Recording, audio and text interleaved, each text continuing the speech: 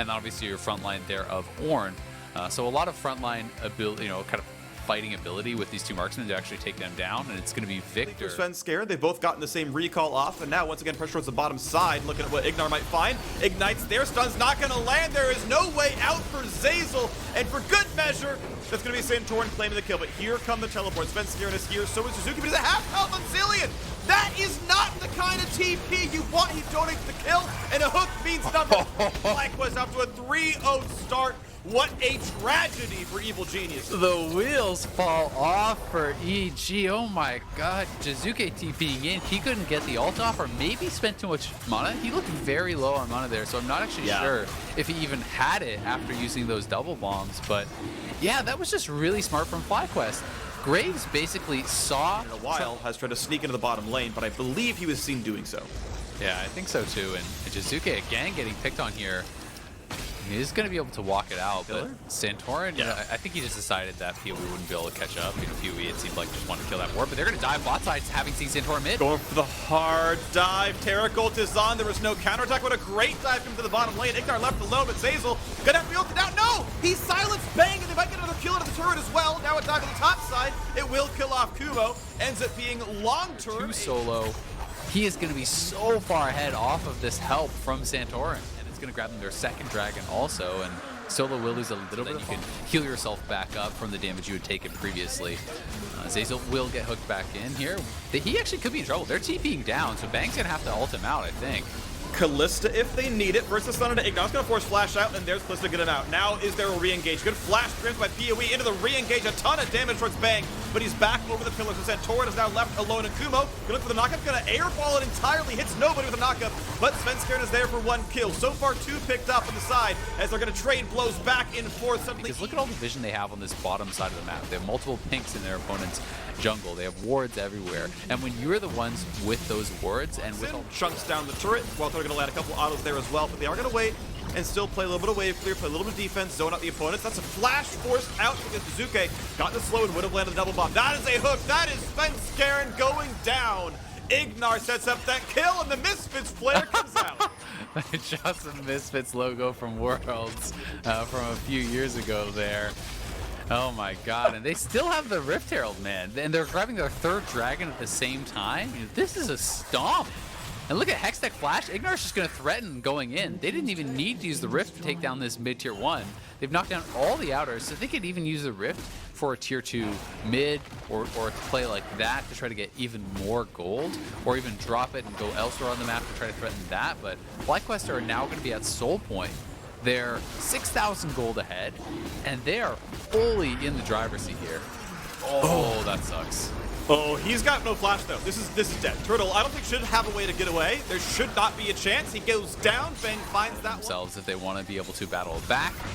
Oh, another hook! What a hook! Oh, they're just gonna flop because he's got 0 Amar, and you have a fed Victor on your squad. Well, they're going to try through going bottom side. Good flash by Solo, gets away from the ulti. That one's not a miss so much as a good play, and it means that there's no kill picked up the bottom side. Meanwhile, FlyQuest ready to push up in this top lane. Top 2 is already down, was already injured by the previous Herald. Goes up for round 2, and now onto the inhibitor turret itself. That one should be dropped if they spend the time. Suzuki is the only one here to defend. If Santorin's willing to spend the time, PoE is willing to walk up, and he does so. But now there might be some He has the Death Stance and Black Cleaver here at 20 minutes. Going to be monstrously a fight. strong. Turtle's coming down, Santorin's on the flank, starts a bit of CC. Zeyzal comes in, look for the ulti. There it comes down. They're going to turn him vulnerable, and that's right after Solo's already killed. They at least have a strong Kalista. You have 3 kills on the Kalista. You're ahead in farm. 10 CS per minute there or so on Bang. That is looking very battling back and forth here. The Terra kills have been actually a really big deal as Zeyzal even going for a speed up here. They're going to engage on PoE. He's caught out. Big stun combo plus through invulnerable. Chase down an Ignar, 1 more audible kill, and the flash from Svenskeren finds 1. It's traded back, and he's going to go down 4v4, and Solo and the rest of the team ready to re-engage. The health bars running low rapidly. An ult comes out, but there's no way out for Jizuke. He's going to try, but he cannot flash. He will be dropped. That is 2-1. That is a team fight victory now for FlyQuest, but EG sure made them work for it. Problem is, there's no health bars left and no smite left. This is a very easy Dragon Soul pickup for FlyQuest. Yeah, they've got it, and with that, it feels like A little bit of damage, a little bit of CC, but Kumo doesn't get any follow-through onto Solo as here comes the re-engage yet again. Svenskeren finds Santorin. 2 autos in, can't even break the Mountain Shield like it did nothing already. Ignar on the front lines, though, puts down the silence. Re-engage comes in, Zeyzal needs the ulti, gets it down just in time. And here comes the rest of the attacks, though. PoE finds one, they're ready to re-engage. The flash forward, Solo finds the knockup. They're gonna go for all the autos. Kumo gonna drop as well. A great hook gonna pull back. Bang, who's gonna be revived, but it times out and nothing happens. Triple kill for Power of Evil, goes for the quad with the flash forward. Gonna be claimed now by Santorin. Jizuke left alone, gonna drop as well. The ace comes through. FlyQuest completely crush Evil Geniuses. Oh, he really is. FlyQuest gonna crest the 10,000 gold lead mark. This is absolute way. This is a 99.5 to 0.5% chance victory right here. They're dead in the hook lanes up, Bang. That's Bang, he's flashing away. There's a knock up on the 2. It's going to be EG trying to re-engage, but Terracolt comes down far too late. They re-engaged before it came down, and nothing got done. Okay, it's time for FlyQuest to keep the fight going. That's kill number 2. That's going to be kill number 3. Give Turtle the triple. No, it's going to get picked up there by Power of Evil. You know, EG always says live evil. Well, so far, 8-0 and 8. He's done nothing but that. Diphless into this game at the full stack of the Jai. Is going to TP back to lane. Gets haunted guys for good measure, and here comes the rest of the siege. 3 dead, 2 left alive. It's going to be a 30-minute victory as FlyQuest go ahead and pad the stats. Suke dies to almost a single spell. Here's the push for Wild Turtle, goes for the next kill. Gonna let them run away, but the turrets are going to fall. The Nexus is gonna follow right afterwards, and FlyQuest convincingly take game 1 over Evil Geniuses. What a performance to start this off, as they're going to pad the KDA a little bit more. FlyQuest just stomped EG. Teamfight, and then assuming Zeyzal has his timing down, you can have it so the Taric ultimate is landing immediately as the Kindred ultimate is finishing and set up towards top. He's going to try to punish Kumo here, but if he can't actually kill Kumo, he's going to be losing his bot side. He on cooldown. No innate dash left. It's going to be an easy knock, and the flash doesn't get away, which means it's an easy follow through, and it's first blood top lane. I mean, theoretically, it was pushed in, but Turtle took the recall off that one with that window. Zeyzal stays in lane. Svenskeren easily smites, claims them. There's not really a lot going in. They actually throw in Zeyzal, they use the Dazzle, but Ignar can just hop back out of there. They don't even... Right afterwards, that's going to cash in pretty easily. Should be the turret falling as it gets lower and lower. There's the true damage charge, and there is first picked up his second mark on that top side scuttle, so, working his way slowly towards 4. It has been a pretty bloodless game, which is going to make it a lot harder to stack up those marks, but it is possible still he's going a different direction, but Ignar caught out here. He could just be dead. Oh! Almost to sleep at Power View, but they still throw in the Taric. That is a stun, that is a cleanse down, but now Bang is on the wrong side of this fight. Flash away from Shockwave. Double knockup, making another one for Solo as Power of Evil claims that kill onto Bang. Kalista could not get away from that one. Zeyzal in a duel with Wild Turtle, but how do you get away from the Xayah? Almost finds the root. Ulti gonna be burned. Solo has to flash away from the wall. Jizuke has to watch out, flash away from PoE, as now Svenskeren's one to run away. Look at the chunk. No time to flash, no time to ulti. He's drowsy. Oh, in comes Santorin. Can't get the kill though. Has to walk away from the turret. Ignar can't get it either. Finally. Here from EG, and they are I don't know if they understand what they're supposed to do either based off that. Like, that just looked terrible to me. Comfortable. Second Drake picked up. They're not going to be on Soul just yet because EG did get that first Drake. It's going to remove that. FlyQuest, who is a tougher version of the one that they beat last time. Right. If you let this guy get to the team fight, he's going to win you the game. And it feels like game 1, that's what happened. Game 2. As they drop down a blast plant, they're going to get rid of one of the wards, and now they've got to walk into that river as Kumo is separated. Not rooted, but Santorin finds the slow, finds the flash knockup. Here comes the charm, the knockup there for Ignar. That's a 1 for 0. Ornhorn comes out, not going to find the knockup though. EG still, by losing their top laner, going to be hard pressed to find the team fight. Do they get the way in, though, is the question. They missed their top laner. They're not missing a jungler, but no, they call it off. They say, you know what, you got us. You found the flanker, you took him down, you sussed it out. No pickup. But Santorin is going to be here, and so is the rest of FlyQuest. We'll see if they can finish. All right, Kumo going to try to build some time, and it's only 4K on the Baron. Keep in mind, like, that is theoretically rushable. Shot on a 2. Ulti will come down in time to keep him alive. So no kills yet. Santorin could be a target. PoE has to run backwards. Here comes the heal, and there's Kalista over the top. Takes a long time to die, and almost, oh, he gets it, Kumo! That was huge, a great their battles, and that means that the team that is behind is rarely going to get a good look. So there really does a lot to help deny that. Yeah, I'm actually a really big fan of building support items if you're the primary tank. Go. These kind of comps. Here comes the flank. Double knockup comes through for Kumo, burns a stopwatch, and that is Ignar forced away. Big knockup though out of Solo. Power Vivo forced to the backside as well as Kumo continues to chase down. EG may have found the fight they want. Redemption even keeps them healthy for a little bit longer. But Turtle from the backside. Double knockup into the Terrible, or the Kindred ult buys some time back again. But here comes the re-engage towards Zazel. Puts on a shield, has to run away. Solo did a lot of crowd control, and Santorin finally gets that kill. Second one picked up now by Wild Turtle, and EG has started well, but they did not have the gold to finalize the kills and simply cannot win these fights. FlyQuest on the chase down. Svenskeren has to run away, hops to safety as best he can, but it's the Turtle. He pushed in mid lane, so EG say, all right, we have a 5v4, let's go, let's make it happen. He had a stopwatch to buy time for the rest of his squad to then kind of rejoin with him, where they could then down that turret until it's finally sniped off. Yep, they're just waiting for Solo to push in bot lane. They're not even going to rush it. Now that Solo is there, they push in mid lane, they take that turret, they take the mid lane inhib because they have pressure on multiple sides. So FlyQuest is just checking all the boxes. They're not getting over aggressive. They know that's really the only chance for EG to win, and Svenskeren now. Over aggressive on that side, has to take a whole bunch of damage and run back away from this one, and it means that is complete control. Kuma's at half, Svenskaren's at 1/3. Good bot of the bottom inhibitor. You can take one last reset, one last refresh. EG very much. By the way, Power Vivo and Solo are already up at the top side.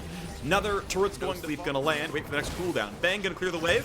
Not too much issue with Rend, but will there even be a team fight that EG could win? They might try. Zazel pops the ulti, gets too invulnerable. Here comes the attempted dive. Kumo cannot find the knockup, and it might be time for Ignar to re-engage. First knockup found. Kumo brought backwards. Santorin gets a kill on his Svenskeren, but he's traded back to 4v4. That is at least something for EG. That is at least a kill on the board. First in a while. But the 4v4 can still look really, really comfortable. Poke's not going to land from Dazuke. Goodbye to the last inhibitor turret. Bang can only wave clear. All inhibitors are gone as the Baron buff ticks down. Is there a fight to be had? Kumo gonna find a knockup. There's a quick stun to come down as well, but there's no ultis to fight for EG, and the gold difference is massive. The inhibitor difference big as well, as one turret falls down. Make the comeback here, but if it really goes sour, at least they're unironically scaling. But he's not scaling anymore. That is the flash and an ulti gone, and there we go. That's the push they wanted. There's the knockups. There's 3 kills instantly. No chance EG win this fight. Kumo's gonna lose the Guardian Angel, and he'll lose his life right after. FlyQuest are absolutely gonna claim this victory. The TSM barrier comes up for Ignar, saying goodbye, Svenskeren. We denied not only them playoffs any further, we denied Svenskeren playoffs on TSM at Worlds a few years back. There's the ace coming down, the Bud Light ace, a 35-minute win. FlyQuest continue to slaughter evil geniuses. The emphatic finish. And Tom Kench, really not the best gank assist there. It is going to be Corki Azir in the mid lane, so farming there. But Nocturne to be paired with that worthwhile.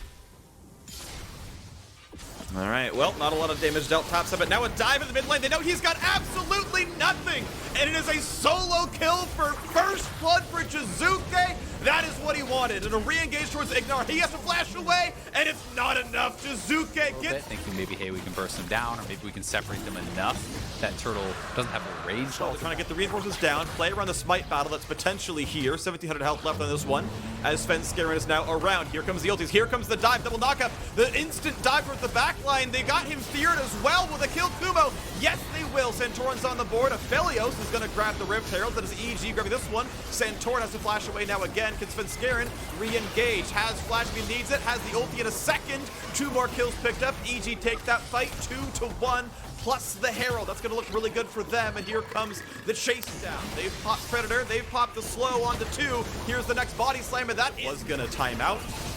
The plates are going to drop, and now we're going to see the play towards the top side. It's going to be the dive coming in. Big Knockup comes in. Solo behind as well. Should be a lot of knockouts, but it's already the kill on a Wild Turtle. It's a 1-0 so far, and Santorno has to run away, but Zazel might find himself on that kill, and he does indeed. A 2-0. Turret's going to fall on top of that one, and Ignar has a flash away from a Kumo stun. PoE joins the squad, but only for the retreat. Evil Geniuses 2-0 on the fight, plus the turret picked up as well. They are absolutely slapping FlyQuest. Dazuke is pushing mid lane here too. They could even get that tower, maybe even take the top lane tower. EG are running rampant in this game, and despite the fact that it was FlyQuest who were trying to make this play happen, who were trying to look for the aggressive move, Svenskeren just walked right up and one hit Wild Turtle. Jizuke dropping the Vitality logo from Worlds. Inside of the map, but again has the farm lead against Solo. Here comes a potential 2-in-1 dive. Nocturne ult pops. Here's the ulti in for the Renekton, gonna keep alive as best he can. He's feared. He's taken so much damage, and he cannot heal. Early armor. He can tank up so many tower shots. Jizuke though gonna clean up a return kill here. 4-0 and 2.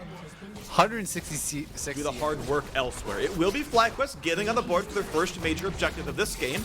If they wanted to, they could summon Herald and knock it down, but they've got enough that they could just walk in. And Shelly will get dropped, and that's going to be another tower going down. FlyQuest are looking for the flank, but it's going to be spotted by Kumo very early. All right, here comes the next fight right away. It's FlyQuest pulling the trigger, finding a knockup onto the tanks, but not a lot else. That's a big knockup for Solo, though. And the ulti's not going to land. Good stopwatch usage because there's no ult left, no death from below for Ignar. Ulti, though, is huge for Bang. That's one kill picked up, and it's a full retreat for FlyQuest. Everyone is low. A flash stun for Kuma means Solo is going to drop. That's 2 kills picked up and pressure into the mid lane. The turret's already gone. PoE can't defend. Inhibitor cracked. Great ult for Jizuke. The follow through is there. What a fight for Evil Geniuses. 4-0. The inhibitor already gone. Bottom tier 2 already gone. As we know, the inhibitor is already dead. Third Drake has spawned. Baron's on the map here as well, but they're going for the base itself. Kumo tries for a stun. Can't find him. Bane's going to start shooting the turret. Wave clear. Decent enough for FlyQuest. They get the minions, but they're not going to save the turret. There's another open inhibitor. And again, no real way to defend this when you're down 9,000 gold like this. They're actually leaving Solo in the top lane to push. Again, better turrets killed for EG. They knock down the inhib. That's 2 inhibitors down already. And Bang going to find a bit of a route towards Power of Evil. Ulti going to come down as well as the teleport. This might be a fight that FlyQuest tries to go for, but there's an Azir turret right behind them. There's the knockup. There is almost a kill, but Svenskeren has Zhonya's Hourglass. And again, death from below is not going to land. It's a 1-for-1 though, make it a 2-for-1 though, as again, Jizuke's on the board for 2 kills, 6-0-6, and they're ready to keep chasing down. Super Minions already inside the base, and here comes Zeyzal bringing in himself for a bit more of a play. He's going to flash away from this one. Stun's going to land for Kumo. Nearly solo kills Ignar, and now PoE forced to run back to the fountain as well. Wave's still coming in, looking for kills on the Nexus turrets. It's only 22 minutes in, and they're ready to close out this game. The health bars are low, though. This is a bit risky. The respawns are coming in just 5 seconds. Power of Evil gets away. Still a 4 versus 3 push, making a 4 versus 2 on the Nexus. Kumo's at 1 hit from dead. But here comes the re-engage. They might save the Nexus. Close, and it's not. It's game over. The dabbing penguin comes in. Evil winning matchups. And that's my real concern, I guess, for this EG draft. But I still do think that they have really strong team fight. And here comes Santorin.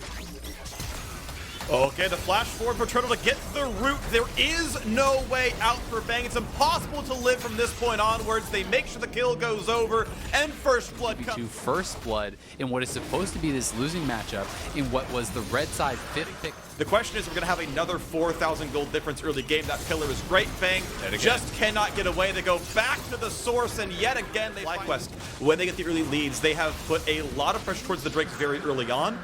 Drakes have been alive for a total. Svenskeren lands the W, but a body slam gets him back away. Kumo can trade a bit of health back, but not sure it's going to go too great. They might try, though. Solo is flashless, still for a little bit of time, and Kumo's running low on health. Explosive cast, builds some space. Santorin walks in for some damage. Not sure he quite has lethal damage, but still gets a really big chunk down. Kumo might have to burn his teleport to get back to lane, and now Power of Evil is here. This is the tower dive. Kumo is going to drop. You have to believe he's going to get killed off, and nowhere to Svenskeren to go. He summoned Herald into it.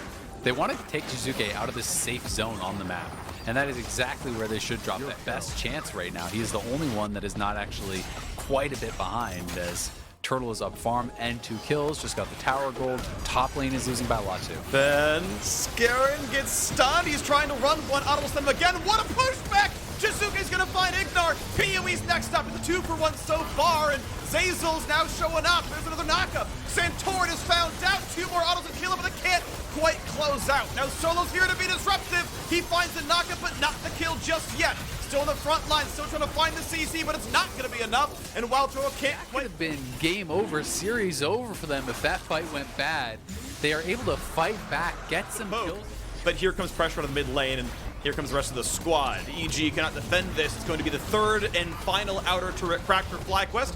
Kumo's crowd control does almost nothing to stop Solo. It's FlyQuest walking backwards. TP to re-engage or to rejoin this fight. Kumo has the ulti. Is it time for the fight? Jizuke is interrupted, has to flash away from Solo. Ornhorn comes in, looks for the engagement, looks for the fight, but the smite is going to be grabbed. It has to be theirs. It is claimed. Power People, though, will be shut down. That is at least a kill on the board, but it's going to be traded back, no problem at all, as Solo gets one on the board. A second one goes in, as they're going to maybe catch Santorin, and Solo is going to get dropped, but it's still going to be the chase down. Here comes the rest of the damage. Wild Turtle is free-firing, but Jizuke answers back. Svenskeren and the Yuumi, the last two alive, trying to run away 2 versus 2. Can they find the damage? That's going to be Santorin walking in for the kill. And now Zeyzal, without boots, simply cannot get away. There is no escape. That is the ace for FlyQuest. They will stretch the gold lead. They've got the mid lane. Jizuke could get a couple autos here. And honestly, it's good DPS. Svenskeren going to try to clear a ward, but Power of Evil shows up, and that is at least one turret on the board. That is 500 gold put back in the pockets of Evil Geniuses, and, you know, it's 10% of the gold lead. It's at least something coming back over as Santorin can walk up, the whole squad can clear out the wave. Is there a play? Kumo walks in, gets CC'd a ton, though, and does that mean the fight starts? Ignar dropped low, they can't kill him, flashes away, and they might catch Svenskeren. He flashes out to stay alive. Now Solo knocked up, but Kumo is running out of health. He's alone, has to take the heal, has to run away. Is there a re-engage on Solo? They're going to try, but here comes the package. Ulti does nothing. Power Evil gets back away, and bullet time hits absolutely nobody. And that's one on the board for Wild Turtle. Make it 2, make it 3 already picked up. 1 back for Jizuke, but it's not going to be enough. Throw out all the emotes. Throw out. Maybe they could have ended it. Probably not, because the tier 2 was still there, but damn. On FlyQuest with the Elder Dragon for a minute and a half. The Baron on for 3. This is going to be a tough. And here we go. Top lane siege happening. There's that poke. That was a quirky rocket, and it did about 20% of Svenskeren's health bar. Bot going to be cleared away. There we go. The 1v2 push. Power Evil claims turret number 5. And there's one in the mid lane, but guess what? The wave is coming, and EG have to play safely. I think they have to just bleed that 2,000 gold at least and wait the next 30 seconds for Elder Dragon to time out. Maybe you re-engage. Solo just pushing up here. EG have to pick their moment, but you make one mistake, maybe now. It's going to be over. Elder Dragon times out. They find the knockup. They can try to chase down Solo, but he's able to walk away all the same. Burning the ulti for the move speed. Mid taken over. That turret's gone, and PUE still safe to push down the top side as well. That was 2 ults burned, and it meant nothing for Evil Geniuses. They, I guess, to knock down the mid lane wave. That inhibitor's not dead yet, but the turret top side certainly is. It's more and more of their base falling before their very eyes. As FlyQuest know, they've got what it takes to close out this series and come back from that catastrophe of Game 3. They're going to knock down the bottom turret. They're going to knock down the middle inhibitor. 9-1 of the turret score. 13,000 gold lead. Baron buff still on for almost a minute, and we might see them knock down even more. We'll see if the bot or top inhibitor can be taken as well as EG stay grouped up. They look to find some possible team fight. 30 seconds left in the Baron buff. They have caught Power of Evil. That's a big shutdown. They caught into that one, and that might mean the re-engage. Bullet time over the top means almost nothing as Ignar puts up the shield. It's a 1-for-1 trade, but you get the shutdown of the Corki. That's not too potentially get access to this area, and Kumo's going in. It's a knock, an ulti spent. Here comes the team fight. It's a little bit of CC, but isn't enough damage. Wild Turtle able to free fire in the back line. He's going to find a lot right there, and Wild Turtle gets the kill on a Svenskeren. Here Road back in. They are trying to really make it certain, but the longer the game goes, so they're going to have to make the call to give up the Baron. It did at least buy them time for some inhibs to respawn. Bang, closing in on a full build here too, so they're just going to keep trying to delay 30 seconds until you want to look for any sort of fight. Would have liked to see Mortal Reminder on Bang. Would have been a great damage multiplier. One that he already has Executioners, but we're going to look at the team fight. Jizuke almost full build as well. Inhibitors dropping on all sides. Go for the CC. PoE has to burn the flash, but he gets away from the engage tools. Where does the fight go from here? It's a flash down, but an ulti down, and one that EG needs. And here we go. The full court press. The champions are all alive. Elder Dragon for 10 seconds. Baron for 2 minutes. This is the time EG must fight. Big ult comes out from Turtle. Kumo has to burn the stopwatch, and Solo's in the back line trying to fight up against Bang, but can't find the crowd control. The Nexus, though, is open, and here comes the push. That's the Nexus falling. That's the best of 5 going to FlyQuest in their first ever LCS final. Thank you very much, Dash. After a tremendous performance from FlyQuest earning their spot in the finals, we have to get some words from the latest edition, Solo. Because thing is, you joined this team merely weeks before playoffs took place. So describe to me what a whirlwind of an experience this has been for you. Yeah, I mean, it was pretty crazy. At the beginning of this year, I didn't have like many expectations for even playing LCS or even anything, because I didn't get any offers for like LCS or Academy, and I was trying to get on like a 6-man or any type of coaching role, and nothing was happening until Nick Fan and FlyQuest came to me about helping them out, and then it just kind of through circumstance ended up me being able to play for them and doing well. And clearly your impact has been remarkable. Jizuke talked about it in an interview after the first series, but overall there has been a lot of team improvement. You just reversed the result against the squad that defeated you merely 14 days ago. So what are some of the overall team changes that you have noticed since your addition? Yeah, I mean, everyone's played really well, since the start of the playoffs. I think everyone turned it up, and everyone was just so much more engaged in, draft discussions, pregame practice, and it just made it a lot easier for us to come into every series with like a really good game plan and perform really well, and use our strengths and find ways to kind of play off of that. Well, let's talk about that game plan a bit. Specifically looking at games 3 and 4, the early game decisions had a heavy impact on the outcome, specifically with jungle pathing. How did that impact your experience in the solo lane?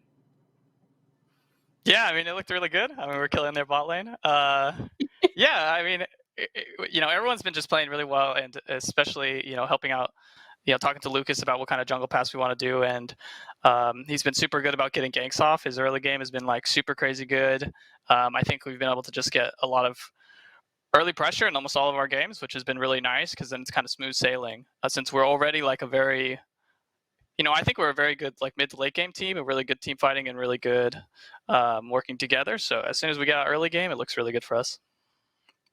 In addition to that team identity in the mid to late game, a lot of the individual players on FlyQuest have distinguished identities, whether you're looking at the engage potential from Ignar or the control mage carry potential of Power of Evil. So how would you, looking at your own individual performance, whether it be your role in this team or just your play style, how would you describe yourself in the squad?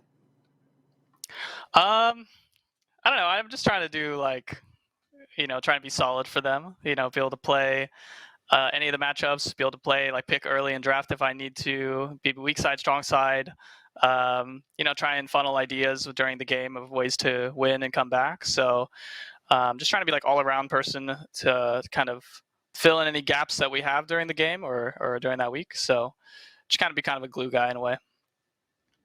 And looking at your next opponent, you can't afford any gaps. And the fact is, since you joined late, you haven't faced this Cloud9 squad on stage yet. So what are your thoughts going into this finals matchup, specifically against Licorice as your laner? I mean, they're really good. I mean, there's no fool in that. I mean, they're a very good team. This is definitely going to be like our toughest match. But, we only have to win 3 games. So, we're going to go out there and give it all we got. And I think, we've got a good chance. I think they haven't been, tested very hard throughout this split. So I think, we're going to put up a fight and make them earn it.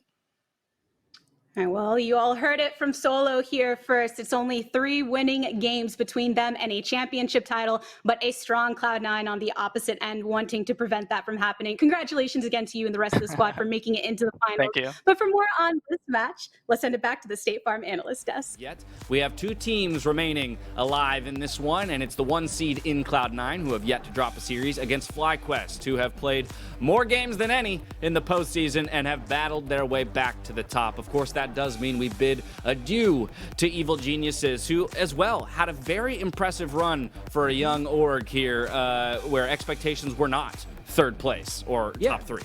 Expectations of the public wasn't, but actually, credit to EG for calling their shot. Preseason interviews of Zeyzal and Svenskeren thinking that they were about the 3rd best team in the LCS.